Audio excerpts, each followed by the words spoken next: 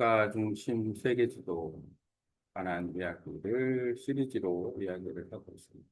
음성 수기를 하면서 블로그 글도 작성을 하고 있기 때문에 시작하면 국가 중심 세계 지도의 관점에서 북반구의 동아시아와 서태평양에 관한 이야기를 해보려고 합니다. 우선 북반구 기점으로 봤을 때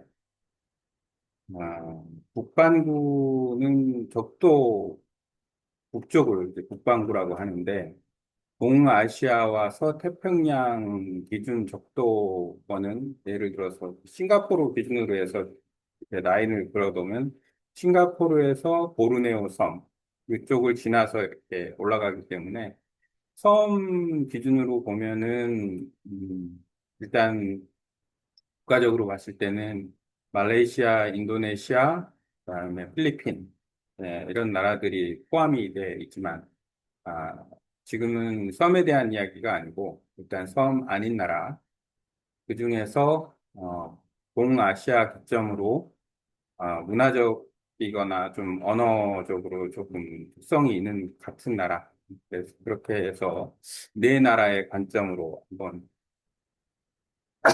이야기 좀 해보려고 합니다. 네 나라, 보통 동북아 이렇게 얘기하면, 동북아시아 국가 이렇게 얘기하면, 아, 우리가 중국, 한국, 일본을 보통 이야기를 하는데, 여기에서 동아시아로 이렇게 좀 범주를 확대를 해보고, 서태평양으로 이렇게 좀 더 확대를 해보면, 베트남을 포함을 시킬 수가 있다라고 생각이 됩니다. 그래서 동아시아라는 관점에서 이제 한 번 더 이야기를 한다 그러면, 우선, 한국, 일본, 중국, 베트남, 이렇게 네 나라를 기준으로 해서 네 나라의 어떤 문화적이거나 언어, 정치, 경제, 이런 것을, 아, 그 대륙이라는, 곳뿐만 아니라 그 해양이라는 곳까지 포함을 해가지고 볼 수가 있고, 또 폭넓게 이 관점을 확장을 한다 그러면 필리핀,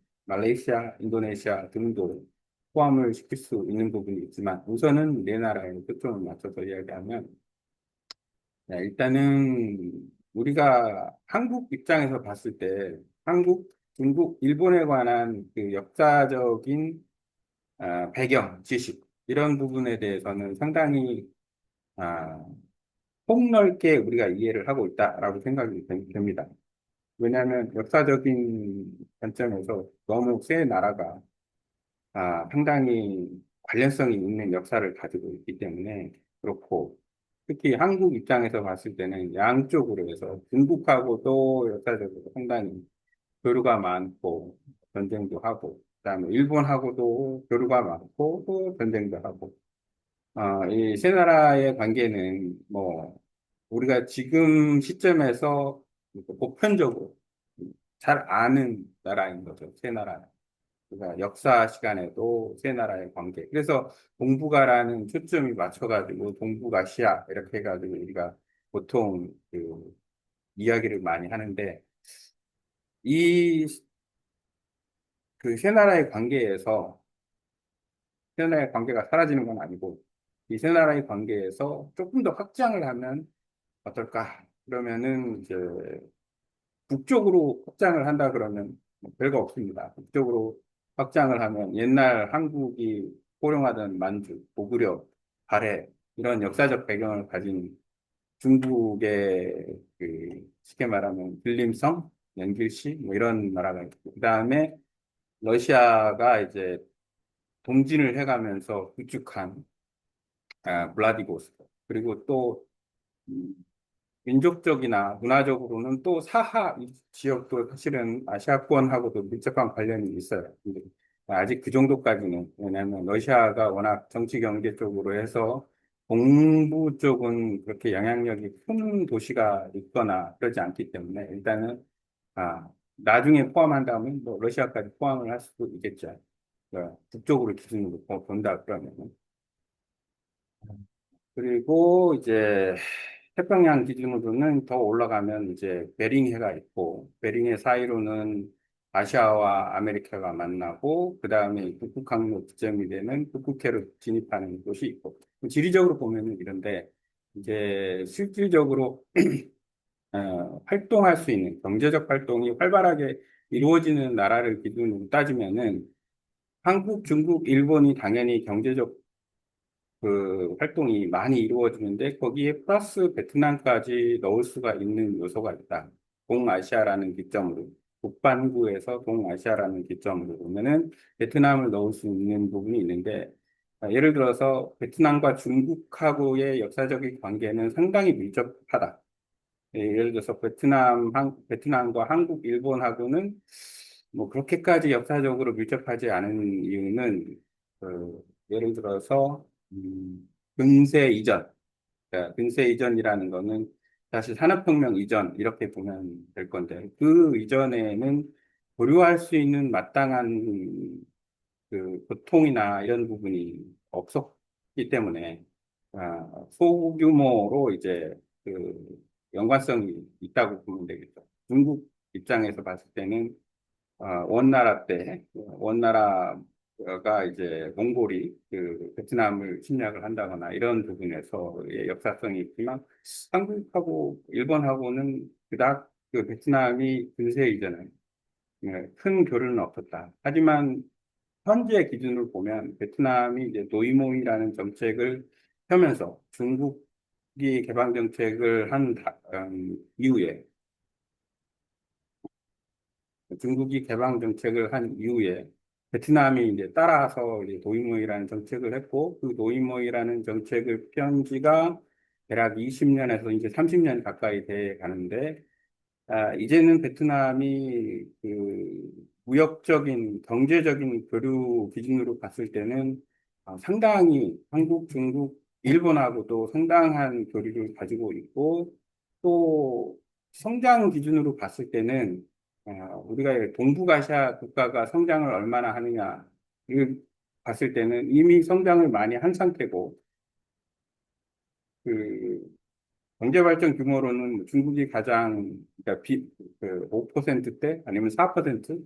뭐 한국, 일본은 뭐 지금 1, 2% 얘기하고 있는 상황이고, 거기에 이제 베트남이 이제 지금 경제발전 규모가 7% 정도 나온다라고 보면, 아, 어떻게 보면은 그 베트남은 계속해서 7%대를 유지하는 게 목표이거나 더 하려고 할 테고, 한국, 일본, 중국은 이 상황에서 조금씩 더 발전을 하려고 한다고 생각하면 베트남하고의 교류가 상당히 중요한 부분일 수 있다고 생각이 듭니다. 왜냐하면 어쨌든 7%의 성장이 이루어지는 나라하고 교류를 하면 그 교류의 어떤 결과는 아, 예를 들어서 한쪽이 뭐 손해보고 한쪽이 이익보고 이런 게 아니고 경제 교류 기준으로 봤을 때는 양쪽 다 이득을 보는 경우가 많기 때문에 베트남을 하나의 그 동북아시아에서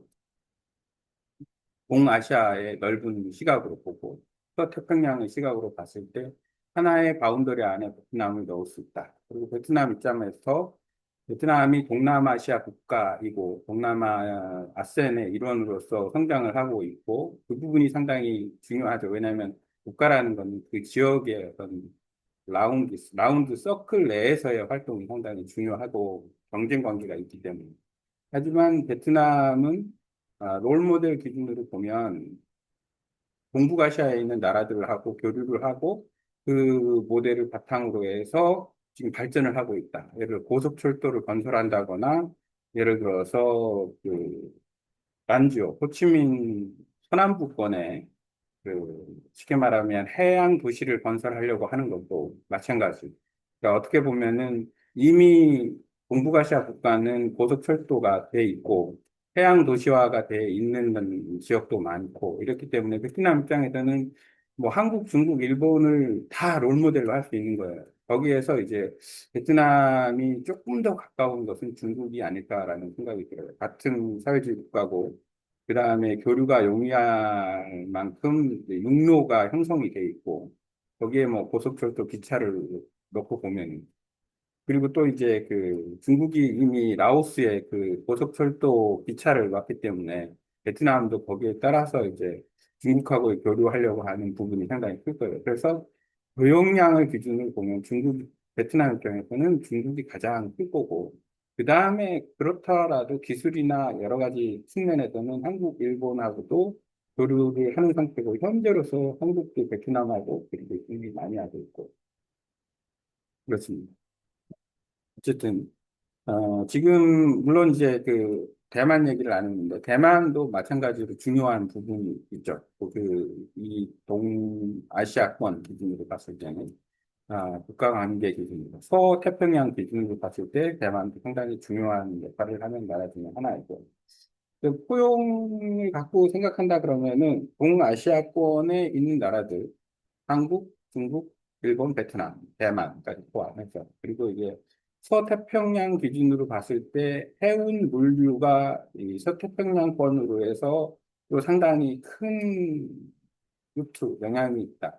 나중에 북극 항로를 기준으로 해서 좀 더 본다 그러면은 이 동북아시아만 아니라 동아시아권에 있는 그리고 서태평양 지역에 있는 관계 이런 그러니까 중국과의 대만 관계도 그렇고, 그 다음에 이제 사실 폭 넓게 가면 러시아, 그 다음에 이제 말레이시아, 인도네시아 그런 나라들까지도 필리핀까지도 포함해서 이런 좀 시설을 좀 확장할 수 있는 부분.